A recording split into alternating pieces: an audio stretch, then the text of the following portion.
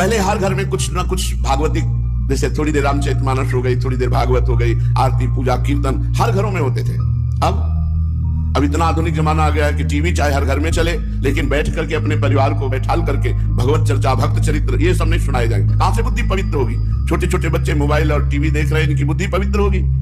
जहां बैठ करके उनको सत मार्ग का उपदेश, सद आचरण का उपदेश दिया जाता। हमें छोटे थे 4 बजे जगा दिया जाता था, और सबसे पहले माता पिता के चरण, बड़े भाई के चरण, सबके चरण छुओ। चरण छूने उठते ही वो सिखाया गया था, कराग्रे वस्ते लक्ष्मी कर मध्य सरस्वती, बचपन में सिखाया गया था। सबके चरण छूना, सबको नमन करना, थोड़ी देर नाम, चलो स्नान करो, सूर्य को अर्घ दो, यज्ञोपवीत संस्कार के पहले ही। अब आज के बालकों की दशा क्या है? 8 बजे 10 बजे 11 बजे सो के उठ रहे हैं। कैसे इनकी दिनचर्या होगी? तो कैसे उन्नति हो? बाबा, हमारे देश की उन्नति के लिए बहुत लोग प्रयत्न कर रहे हैं, लेकिन उन्नति नहीं हो पा रही। जब तक अध्यात्म का जन जन में प्रचार नहीं होगा, प्रसार नहीं होगा, तब तक देश की उन्नति नहीं हो सकती। हमारा धर्म प्रधान देश है, भारत धर्म प्रधान देश है। इसकी उन्नति तभी होगी जब धर्म का आश्रय लिया जाएगा, अध्यात्म का आश्रय लिया जाएगा, सतमार्ग में चला जाएगा।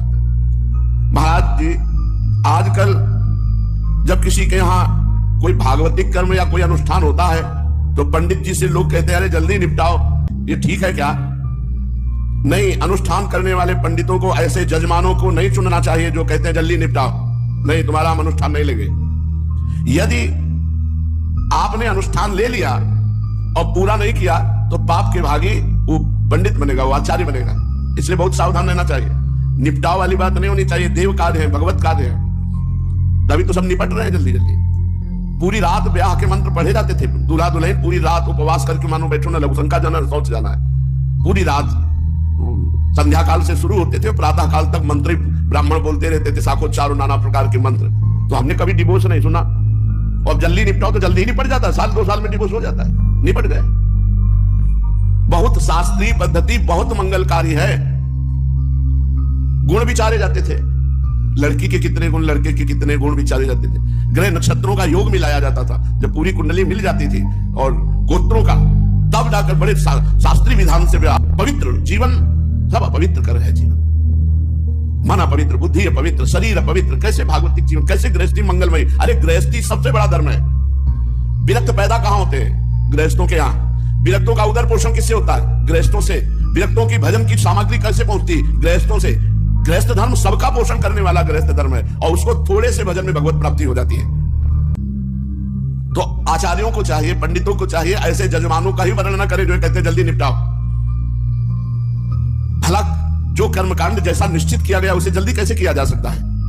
लोग कर्मकांड में तो जल्दी करते हैं, लेकिन रात दिन गप्पे हाँकने में नहीं। खूब बातें करेंगे, संसारिक बातें करें। 3 घंटा मनोरंजन करने वाली फिल्म लग जाए, नहीं कहेंगे जल्दी निपटाओ। और एक भी सीन नहीं छूटनी चाहिए। और वेद का, अरे जल्दी निपटाओ, तो उससे तुम लाभ नहीं ले पाओगे। महाराज जी, कोई माताओं बहनों के लिए उत्तम शिक्षा की बात कहिए। हम तो उत्तम शिक्षा की बात यही सबसे ज्यादा कहते हैं कि अपने चरित्र को पावन रखो। पूज्य बाबा प्रश्न किया कि माताओं बहनों के लिए कोई उत्तम बात कहो, तो बाबा कहते हैं हम सबसे पहले उत्तम बात यही कहते हैं कि अपने चरित्र को पावन रखो, चरित्र को पवित्र रखो। जो हमारा प्राचीन आचार विचार है वो बड़ा पवित्र है, उसी को अपनाओ, नवीन नहीं। नवीन आचार विचार देख लो, किसी दूसरे की वेशभूषा मत अपनाओ, अपने देश की वेशभूषा बड़ी पवित्र देश। पूज्य बाबा कहे भोजन बनाते समय अच्छे विचार रखें, नाम जप करें, तभी जितने परिवार के आपका हाथ का भोजन पाएंगे सबके विचार अच्छे होंगे। अगर भोजन बनाते समय विचार अच्छे रखे जाएं, भोजन पाते समय विचार अच्छे रखे जाएं, तो 24 घंटे अच्छे विचार आएंगे। और माताओं बहनों के लिए सबसे खास बात, जिनके साथ पाणी ग्रहण हुआ है उसमें भगवत भाव रखें। मेरा पति मेरे लिए मेरा साक्षात भगवान है, ऐसा भाव रखना। और पति को चाहिए कि पत्नी को अपना प्राण मानना, जैसे हम अपने प्राणों को बहुत दुलार करते हैं, ऐसे भाव रखना। महाराज जी, कहा जाता है कि स्त्रियां संतों के पास ना जाएं, ऐसा क्यों कहा जाता है? क्या ये ठीक है? ध्यान से सुनो, महापुरुषों की बातें हैं। सत्संग को पकड़ो। सभा में गई, सत्संग सुना और अपने आचरणों को सत्संग के अनुसार उतारो। अपने पति के प्रति भगवत भाव तभी आएगा जब आपके अंदर भाव आएगा। भाव आएगा तभी जब संत महापुरुषों का सत्संग करोगे, चाहे स्त्री हो चाहे पुरुष। पुरुष नपुंसक नारीवा जीव चराचर कोय सर्व भाव भज कपट तज मोह परम प्रीसु। जब सत्संग सुनोगे तब विवेक आएगा, जब विवेक आएगा तब ये बात समझ में आएगी कि अपने पति में भगवान की भावना करना, अपने पत्नी को प्राणों के समान प्यार करना। और जब चौथी अवस्था आवे तो पति पत्नी को एकांत तपस्या में जीवन व्यतीत करना चाहिए, जैसे मनु शतरूपा जी ने किया। पति की आज्ञा के बिना पत्नी को कहीं भी नहीं जाना चाहिए, और पत्नी की सलाह के बिना पति को कहीं भी कोई धर्मानुष्ठान या कहीं तीर्थ यात्रा या कहीं भी, दोनों को एक दूसरे की अनुमति अत्यंत आवश्यक है, तभी प्रेम बनेगा, तभी गृहस्थ धर्म का निर्वाह होगा।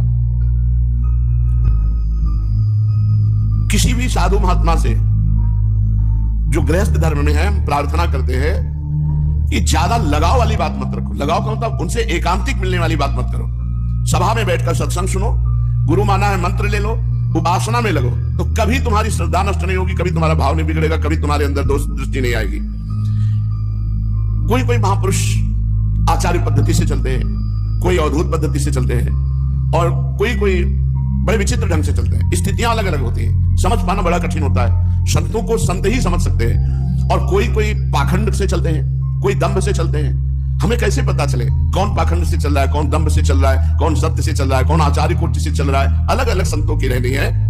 तो हमें चाहिए कि जब समाज में प्रवचन हो रहा हो तो जाएं और बैठ जाएं, माताएं बहनें सब दूर से सत्संग सुने, दूर से प्रणाम करें और अपने आचरणों को सुधारें। सत्संग के वचनों के द्वारा, भगवान की लीला कथा सुनने के द्वारा तुम्हारा मंगल होगा।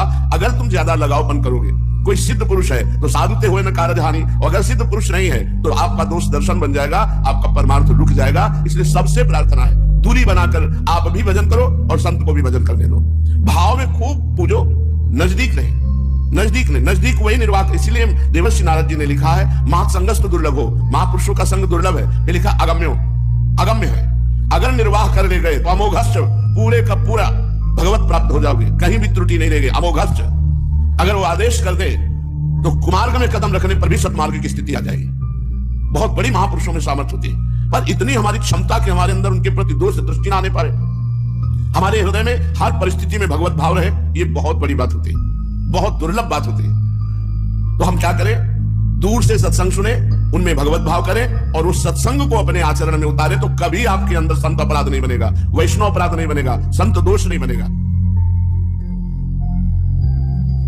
महाराज जी और कुछ माताओं बहनों के विषय में आप, बहुत अच्छी बात यह है कि खान पान में समान भाव रखे। ऐसा ना हो कि अच्छी अच्छी वस्तुएं अपने लिए रखे और अन्य सब परिवार को। अच्छी वस्तुएं दूसरों को पवा दो, लेकिन आप चाहे सूखी रोटी पाओ। ये आपका रसोई का कार्य कभी घट नहीं सकता। उस रसोई में जो माता बहन रसोई में कभी खाती नहीं, जूठा नहीं करती, रसोई एक साधना है और उस रसोई से आप हजारों का पेट भर सकते हो। अगर आप रसोई जूठी ना करें, रसोई अपवित्र ना करें और रसोई बनाने वाला सबसे बाद के पावे और सबसे बची हुई वस्तुएं पावे, ये नहीं कि अच्छी अच्छी अपने लिए निकाल के रख लिए। अगर ऐसा करेगा तो अन्नपूर्णा उसकी कभी रसोई से नहीं हट सकती। अपने लिए अच्छा भोजन बचाकर ना रखना, निष्कपट भाव रखना और अपने माता पिता या सास ससुर की सेवा का भाव रखना। चाहे वो भले कटु वचन कहें, आपकी निंदा करें, तो भी आप उनकी सेवा कीजिए। अगर ऐसा आप करेंगे तो भगवान आपकी हर कामनाएं पूर्ण करेंगे, भगवान आपकी रक्षा करेंगे।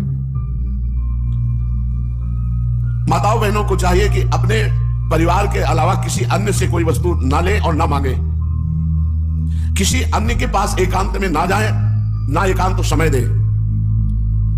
माताओं बहनों को चाहिए कि अगर कहीं आपको बाजार जाना है, कहीं भ्रमण करना है कहीं, तो घर की अनुमति बड़े बुजुर्गों की होनी चाहिए। माताओं बहनों को चाहिए कि वो किसी ऐसे लोगों का संसर्ग ना करे जिनकी एक बार चंचलता देख ली है, चाहे वो बहनोई हो, चाहे वो फूफा हो, चाहे वो रिश्तेदार नातेदार कोई भी हो। अगर एक बार तुम्हारी दृष्टि में आ गया है कि इनके अंदर संयम नहीं है, ये चंचल पुरुष है, तो उनका संग नहीं करना चाहिए। पहली बात, पर पुरुष का दर्शन, पर पुरुष का चिंतन, पर पुरुष के साथ संभाषण और पर पुरुष का स्पर्श एकांत में सदा ही वर्जित है। वो कोई भी रिश्तेदार नातेदार हो। हमने गांव में देखा, जैसे अपने घरों में था, एक घर है और एक बैठक है। रिश्तेदार नातेदार बैठक में, बुजुर्ग के साथ घर गए, भोजन पाए बैठक में। घर में नहीं माताओं बहनों के साथ हंसी मजाक और घर में बैठ, ऐसा आदेश नहीं था। ऐसा बिल्कुल सख्त, चाहे वो कल ब्याह हुआ दामाद ही क्यों ना हो, बैठक में बैठिए और साथ चलिए और भोजन पाइए और चले आइए। बहुत सख्त शासन, तभी पवित्र आचरण। पवित्र आचरण भगवत प्राप्ति में बहुत सहायक है, बहुत सहायक। जो पुरुष एक पत्नी व्रत धारण करना चाहता है उसे परिस्त्री दर्शन, परिस्त्री चिंतन, परिस्त्रियों से संभाषण, परिस्त्रियों से एकांत में वार्ता, स्पर्श, इसका त्याग कर देना चाहिए। हर माता बहन को या पुरुष को, सबको नाम जप करना चाहिए, अपने घर में नाम कीर्तन करना चाहिए। जिनको ये लगता है कि हमारे घर में बाहरी चक्कर है, बाहरी चक्कर, भूत प्रेत पिशाच, कोई किसी ने टुटका कर दिया, नाम कीर्तन अपने घर में 10 मिनट कर लीजिए, सब खत्म। कहीं किसी झाड़ फूक की बात नहीं है।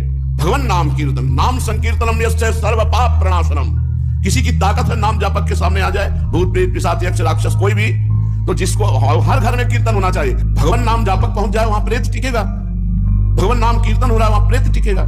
अरे नाम की अपार महिमा है। हम सबसे प्रार्थना करते हैं, ये बड़े महापुरुष के वचन, अपने घर में 10 मिनट ही सही नाम कीर्तन करो, मंजीरा बजा के, ताली बजा के नाम कीर्तन करो। जहां शंखत ध्वनि होती वहां कोई भी अमंगल नहीं होता। यह समस्या आती चली जा रही है कि जब धर्म से नहीं चला जाएगा, ब्रह्मचर्य से नहीं चला जाएगा, पवित्र चरित्र नहीं होंगे, भगवान नाम कीर्तन नहीं होगा, शास्त्र स्वाध्याय नहीं होगा, तो जीवन क्या कूड़ा जीवन है। 18-18, 20-20 वर्ष के बच्चे डिप्रेशन में जा रहे हैं। आजकल भगवत भाव की कमी होती चली जा रही है और बाहरी श्रृंगार बढ़ता चला जा रहा है। देह का भाव नष्ट हुए बिना परमानंद की प्राप्ति नहीं, देह का राग नष्ट हुए बिना भगवत प्राप्ति नहीं। क्या है इसमें, कितना आसक्त होंगे। महाराज, भिक्षा मांगने का अधिकार किसको है? मांगने का अधिकार किसको है? केवल विरक्त को, वो भी केवल उदर पोषण के लिए, रोटी मात्र। और जब कहीं भिक्षा मांगने जाए, कोई माता बहन भिक्षा देने के लिए निकले, तो उसके चरण के सिवा तुम्हें अन्य कोई अंग देखने का अधिकार नहीं, चरण केवल। जब किष्किंधा में सुग्रीव जी के कुछ अनुचरों ने, जब रावण जानकी जी को ले जा रहा था, तो जानकी जी अपने कुछ आभूषण डाले थे कि अगर इधर भगवान आए आभूषण तो पता चलेगा इधर अपहरण करके ले गया है। तो आभूषण दिखाए श्री राम जी को। तो राम जी लक्ष्मण जी से पूछ रहे हैं कि ये आभूषण जानकी के ही है? तो उनका, भैया यदि चरण के कोई आभूषण हो तो मुझे दिखाओ। चरण के, जैसे बिछिया है, नूपुर, ये तो हम पहचान सकते हैं, लेकिन माता के अन्य आभूषणों को हम नहीं जान सकते। लक्ष्मण जी ने कहा कि हम भ्राता के, तो मां के समान, हम माता सीता के चरणों के आभूषण तो बता सकते हैं, अन्य आभूषण हम, क्योंकि माता के आभूषण को देखा ही नहीं। तो हमारे लिए जब भिक्षा के लिए जाए, अगर कोई माता बहन भिक्षा देती तो केवल चरणों की तरफ देखना है, अन्य अंगों की तरफ नहीं। महाराज जी, आजकल लोग विदेश यात्रा करना बड़ा शुभ समझते हैं, बड़े बड़े विद्वान लोग भी, और बड़ा गर्व मानते हैं। महाराज जी, क्या विदेश जाना पाप है? बाबा ने उत्तर दिया, विदेश जाना इसलिए निषेध बताया गया है कि वहां का धर्म, वहां का खान पान, वहां का व्यवहार, विदेशी व्यवहार, विदेशी खान पान और विदेशी आचरण, ये हमारे भारत की पवित्रता को नष्ट करने वाले हैं। तो यहां बाबा कह रहे हैं कि ऐसे नहीं कि आप जा रहे तो पाप ही हो गया, जाना पाप नहीं है, लेकिन वहां का आचरण, वहां का खान पान, वहां का व्यवहार अपने भारतीय धर्म से बिलग है, कोई बिरला ही बचा पाएगा। शास्त्रों ने इसीलिए सावधान किया है। वर्तमान में विदेशी संसर्ग का यह फल हुआ है। बाबा कह रहे छोटे छोटे बच्चे भी सिगरेट पीने लगे, नशा करने लगे। बाबा सामने मोबाइल नहीं चला था, नहीं लिख देते, मोबाइल देखने लगे और पहनावा विदेशी पसंद करने लगे। स्वदेशे स्ववेशे स्वधर्मे स्ववर्णे जनानाम प्रशस्या प्ररूढ़ो अनुरागः।